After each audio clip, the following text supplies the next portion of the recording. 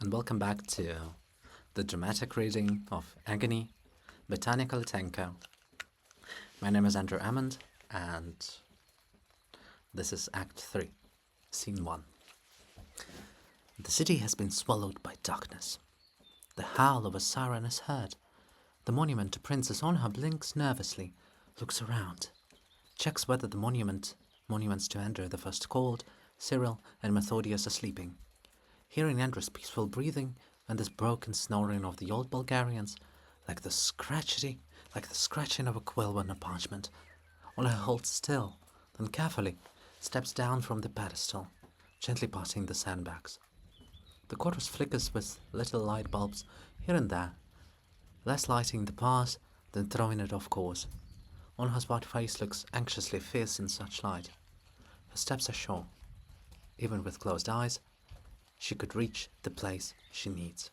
Straight as St. Michael's golden domed, into the park on Volodymyrska Hill, then down and down towards the Dnipro. Olha. Will she come tonight as agreed? Will we get a moment to talk, drowned by the waves? Will this primal darkness frighten her? She wasn't frightened before, but it was never this dark before. Looks around. If only I knew whether she'd come or not, I wouldn't be standing here in foul weather, under fiery rain. I'd already be running back to my sandbags, sitting safe. But is there any safe place left on this earth? Everything is steeped in the venom of death, sinful sorrow and rage. Rage's element. Oh, Dnipro Slavuta! How many fiery birds do you remember? From the first of mine to the last, those of the enemy. Ancient river. The same as 1,000 years ago, and yet always different. You pass from liquid to solid, from solid to liquid, and from liquid to invisible. You leave my nostrils as breath, you fall as rain to the other end of the earth. You flow into the blood of a wise, or not so wise, man and pour out of him. You nourish the soul, you nourish the vegetable which a cow eats and lets out into one of your tributaries, and you pass once more into the invisible. And again, and after 1,000 years, I breathe in the same Dnipro, and yet not the same. Everything as it was, but different. It is no longer for me to hold the throne. It is no longer for me to burn the enemy's stronghold.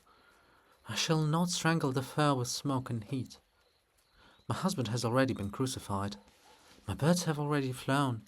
There is no more Korostan to burn. Now Korostan has been built up, and it can shoot its own sparks and tend its own young pines. The siren is wailing, as though it were mourning what is about to be destroyed, those who are about to perish, as if it were flames came from a living body, as if it were tracing dreadful, complex patterns upon raw flesh. Oh, I hear my little bird, at last. Scene 2. Sister Lybid. Olha, is that you? Praise to be Perrin. Praise be to Perrin. Olha, Vede by God, swim ashore. Lybid, right, go on, mock me and my gods. Olha, am I really mocking? Your appearance and your cry have cheered me beyond measure. Lybid, I shall not give myself over to mockery. I too have no ordinary blood in my veins, and I shall not allow... Olha, you are older than I, but so young. You flare up like a dry haystack. Lybid, I'm leaving. Olha, I had not even the shadow of a thought of offending you. I had been waiting for our meeting as for the all clear after the alarm, and so cheered up when at last I caught sight of you that I might unintentionally have offended you with my mirth. Lybid, grumbling. You'd think your new god is any better allowing this. I would cast him into the water just as Perrin was once cast. But would the Kyivans run after him? Would they beg him to surface again? Your god has ended just as mine did. Is this howling not the angelic trumpets announcing the end of the world, as your chord's book has it, Olga? Are we not awaiting an angel with pillars of fire instead of a face, princess? Aren't your scars itching with the foreknowledge of a fresh execution? Olha. You speak in anger now, but I hear much of what I myself fear to say aloud. Neither the old Bulgarians nor Andrew can bring themselves to such thought. They distract me with their nonsense, so that I wouldn't be cross or sad. Fools. Only you have this courage, untainted by courtly manners, ranks, and rules. Lybid, it's just that I want nothing from you. I am free of the fear of loss. Olha, you are free, and I am bound, hand and foot, bound in my thoughts, because it doesn't befit a princess to show traits unworthy of one. Lybid, it seems to me there is nothing more princely than to face the apocalypse with dignity. Not explaining yourself to anyone, not justifying your inaction, with a happy face, with open arms, because only before the eternal do we appear as we truly are. So appear, Olga, stern, just, wise, magnificent in your readiness to fall a final time. It's so it is fated. Olha, and if it is not fated? Lybid, and if it is not, you won't fall. Sister Lybid laughs ringingly, as if she were calling the siren back. Olha, cheered by her friend, smiles barely perceptibly, her gaze fixed on the Dnipro. With each instant her smile fades and turns into a grimace of pain. Chorus. From far away, barely audible through the siren and Sister Lybid's laugh. Give the tablets into your hands. Lybid. What troubles you? Greatest of all. Sister Lybid drifts towards Princess Olha, takes her by the shoulders and gently presses her cheek to hers, stroking the other cheek with her palm. Lybid. You seem cheerful before our quarrel. Have I offended you? Forgive me, I can be over-sharp, but you know, at any moment I can fall to your ham and cover it with my kisses as a sign of my devotion and love. Olha shakes her head. If my face cracked every time I held back tears, I should have no face left. There would be no head, only ruins. Lybid, then I would kiss it whole again. Olha, I don't want to offend you, sister, but even you, my brightest star, cannot help here. This, she touches her brow, her heart, cannot be healed, my precious one. Just like those who today did not rise to their feet, did not rise yesterday, and will not rise tomorrow. I will fall on my knees before each one of them, embrace them, and rock them like my own children, gone before the parents. I would wipe their innocent bodies clean of innocent blood. I would do anything, that my fragile body might hold together long enough to soothe each one and every one who needs soothing. Lybid. But where is your cool composure, Olga? Is it new to you to see victims in suffering?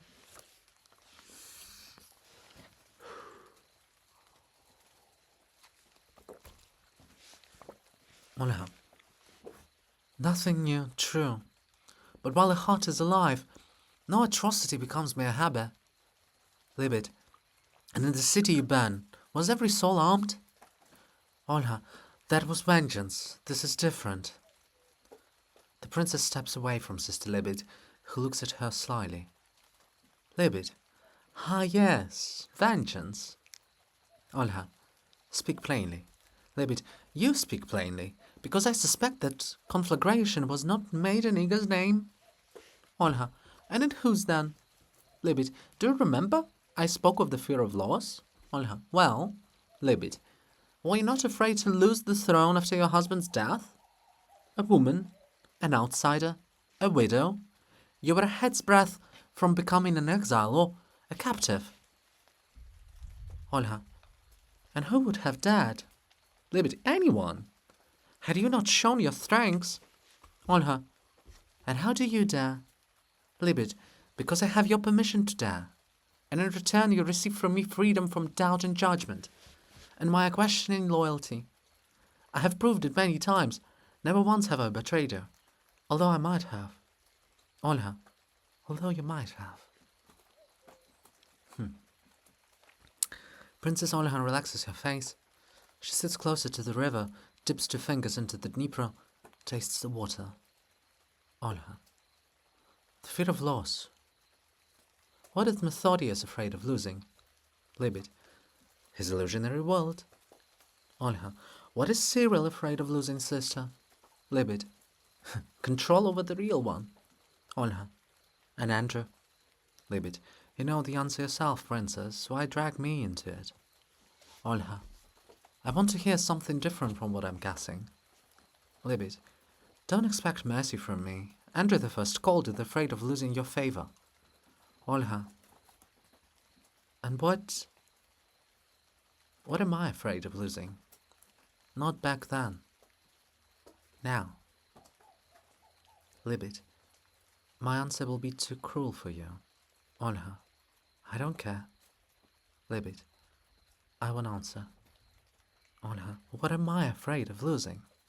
Lybid. No. It hurts. Olha. This pain I can bear.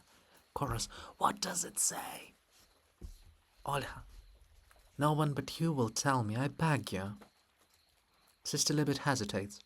She covers her face with her hands, rubs it, breathes it bitterly, and breathes out more bitterly still. She lowers her head, then raises it and looks straight into Olha's eyes.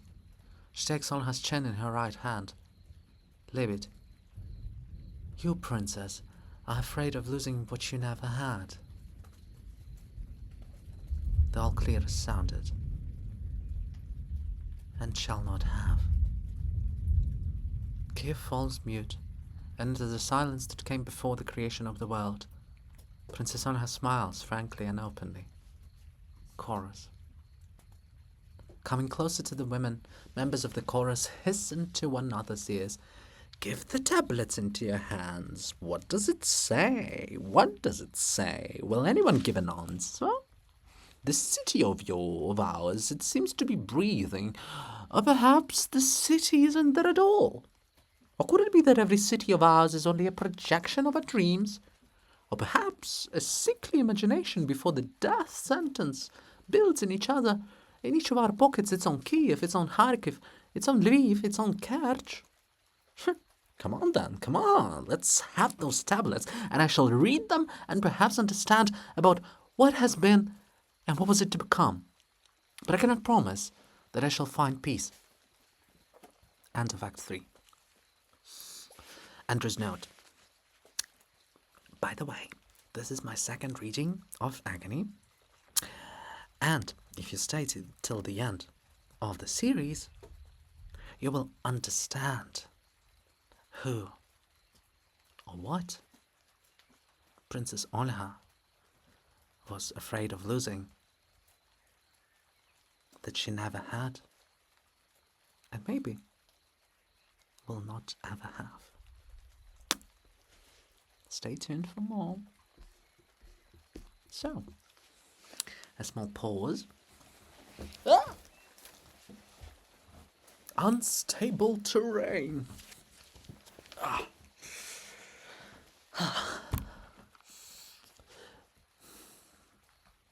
Let's listen to the rain.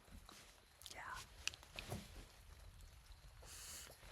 It's a beautiful evening in a small village somewhere in Ukraine.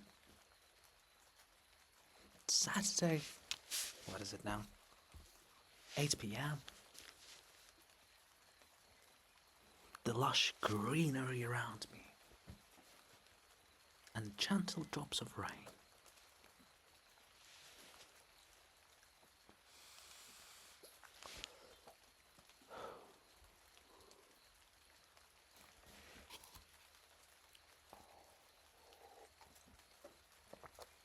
Apparently, I'm drinking tea with a small bug in it. As the smart people would say, free protein.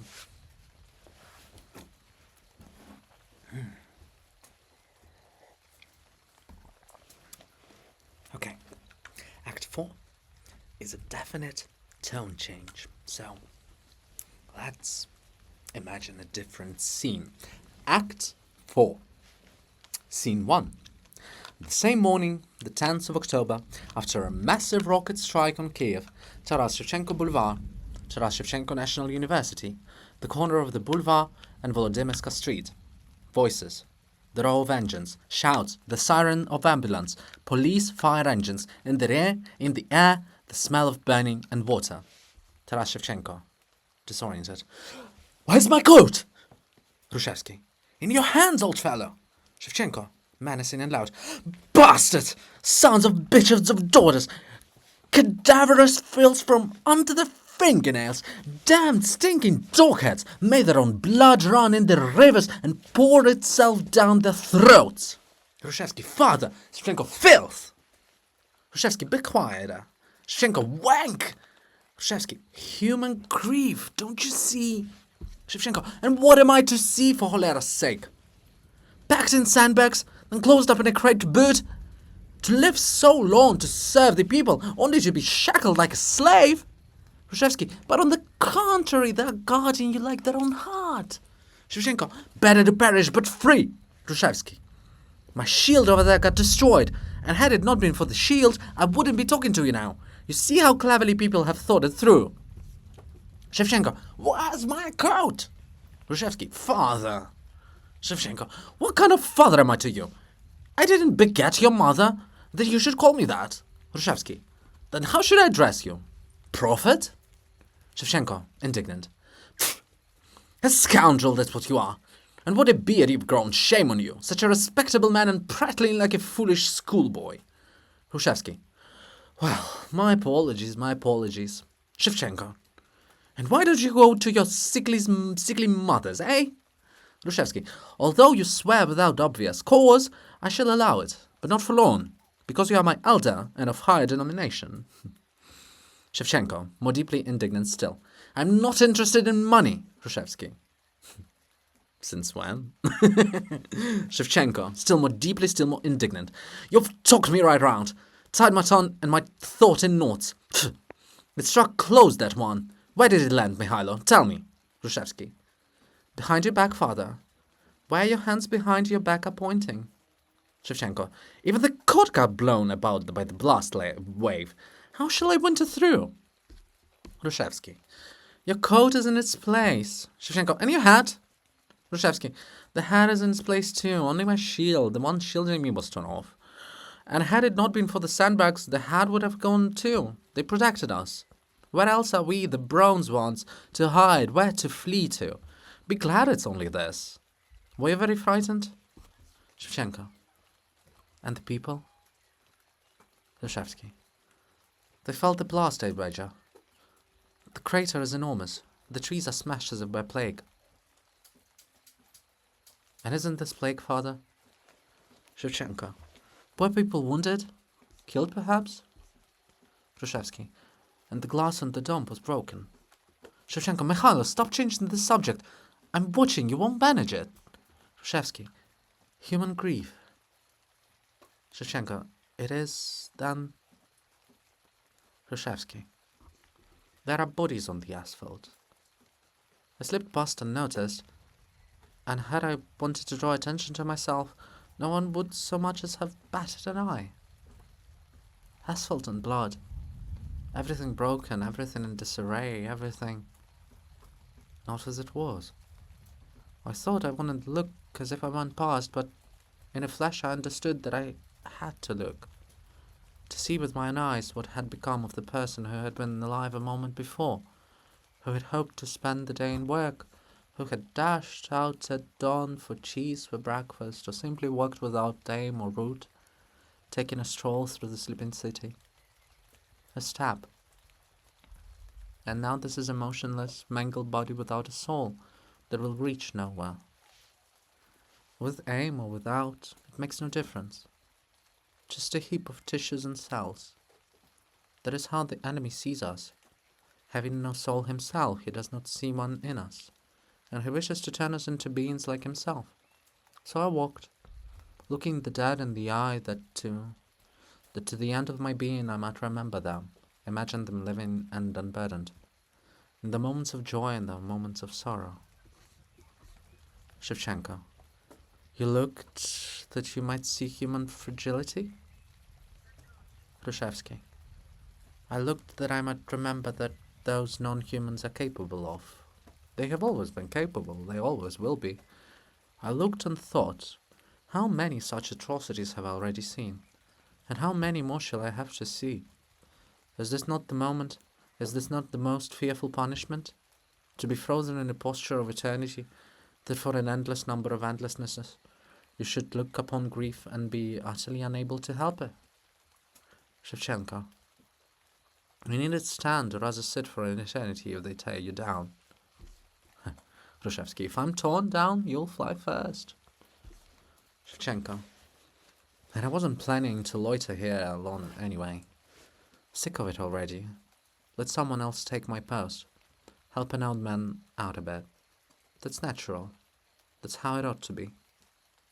Hrushevsky. First and foremost, there must be memory. I needn't tell you how memory has constantly been stolen from us. So we won't have to ask the German who and what are we. Isn't that right, Father? Shevchenko, the devil, my own words turned against me. Hrushevsky. I learned from the best.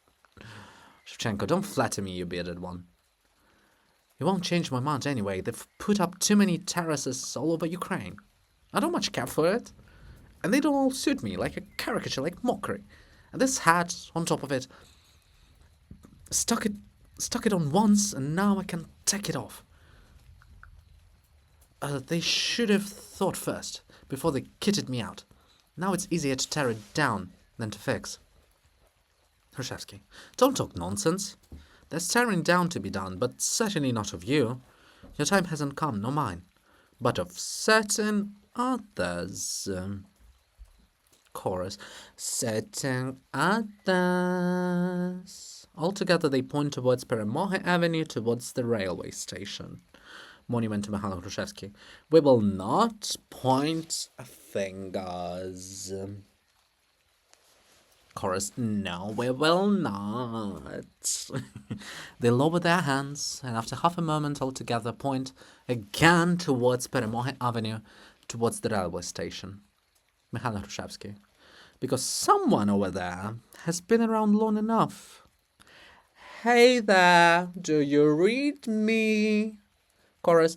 We read. Hrushevsky. I can just imagine those tiny full eyes of his running about in fright. Shevchenko.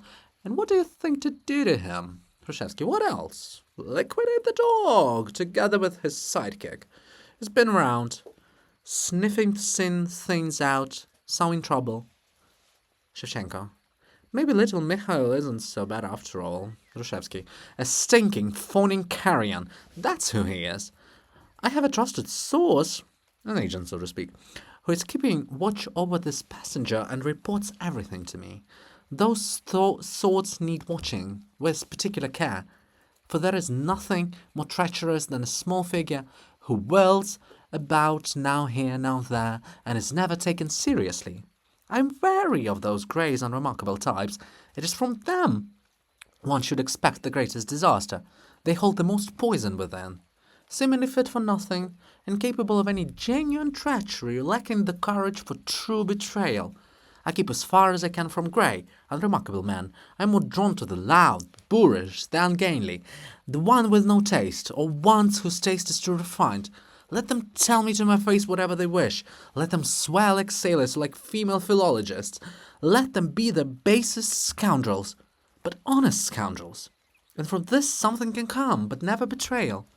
So Taras, better to rise about the crowd in your loud sheepskin, and had then to sit quietly and unobtrusively in a corner, arms crossed on your chest, daintily crossing one little leg over the other, better than slipping about and then breaking into the yapping of a nasty little dog with nothing in him but malice and weakness. Spits bronze spittle. Shevchenko. Don't spit, and how do you mean to liquidate them? Just go up and topple them? Hrushevsky. And how would you shift them? They're rooted to the spot. I'd blow them up all the way to hell, liquidate them so it'd ring out. But we'd hit someone else as well. Looks regretfully towards the crossroads. Let them fall on their own. We'll only nudge them. We'll shift these foul deceivers in such a way that they themselves will not notice. There has never yet been nothing to be done. We'll think of something. We'll figure it out. We'll twist and turn it smoothly without a single seam. Shevchenko. And aren't you going too far? Hrushevsky. If you could see what's going on behind your back, if you could see what's going on the road, it wouldn't even cross your mind to ask. Shevchenko. Don't I know? Don't I understand that the enemy force is shedding innocent blood? Even if my eyes don't see it, the heart sees. And my hearing hasn't been taken from me, thank the Most High. Blessed and damned with that ability to hear. Hrushevsky. Then what's casting doubt on you?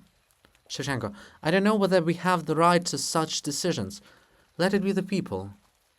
Hrushevsky. But aren't you part of that people? Aren't you their honor? Shevchenko. That doesn't give me the right to decide instead of the people. Hrushevsky. It seems to me, Taras, you find your cell rather close. If you could come out even for a moment and breathe free air, your head would clear. Maybe you've got the pressure? Shevchenko, what? Hrushevsky. Pressure, I'm saying, to your head. Blood not reaching the brain. That's why you keep coddling that Shchors when there's no need. One could kick to his ass and no more questions. Let him roll off between the poplars. Mikhail the same way. Too much attention, too much real estate, right in the center of Kyiv. There are others to put up, others to honor. You did hear what they did to you in Borodyanka. Shevchenko, aye, it still rings and whistles in my head. Hrushevsky, they have no plans to stay long. See how unpleasant it is. So stand as you stand and don't show off. People worked so hard to protect you, and you... Shevchenko, but these troubled thoughts won't let me rest. They keep churning and sickening, twisting and ringing, shouting and out-shouting, weaving and unwinding. And there's no end to these thoughts. No one will quiet this agony. Who will quiet this agony? Hrushevsky, and nobody but you can quiet it. That's the trouble. You hold the venom, but you also hold the antidote. Shevchenko. Oh, don't pour salt on it. Hrushevsky. What a happiness when there is something to pour salt on. What a happiness to have skin, even brown skin. What a happiness to be able and to embody. Don't grieve, father. Chin up, head up. I have something in mind. I must dash to the Dia Foursome on Mikhailivska, see what's going on there. What moods are in the air, and the answer about what and how to do will come of itself. Shevchenko. What now have you cooked up, you scallywag? Hrushevsky. Something that will ease somebody's life. If I succeed, I'll spare somebody to the foolish work of toppling a fool. Or fools, we'll see. I won't make plans in advance, calling out brightly. Don't grieve, father. Your agony shall be quieted. Chorus. Your agony, our agony, that hour has not come, but it is on its way. Shevchenko, singing melancholically. Who will quiet this agony?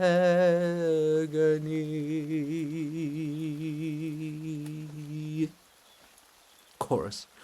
All fall asleep and all awakens. Pray or do not pray, but it shall not pass. Shevchenko, continue. Yes, as I were in captivity. Chorus. Heat in the soul, but alas, not in mine. The world is going mad. Darkness comes down. Monument. The glow of eternal polonium. Chorus.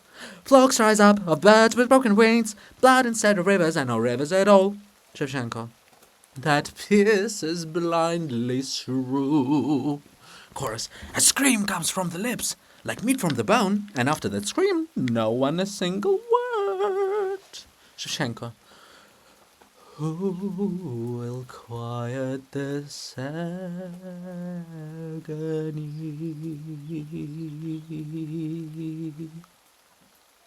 Chorus. The blood is sucked out by that thistle, bee-bo-boo, boo-ba-boo. Shevchenko. Not I. This was Act 4, and thank you for listening to this dramatic rendition of Agony. Stay tuned for more. XOXO.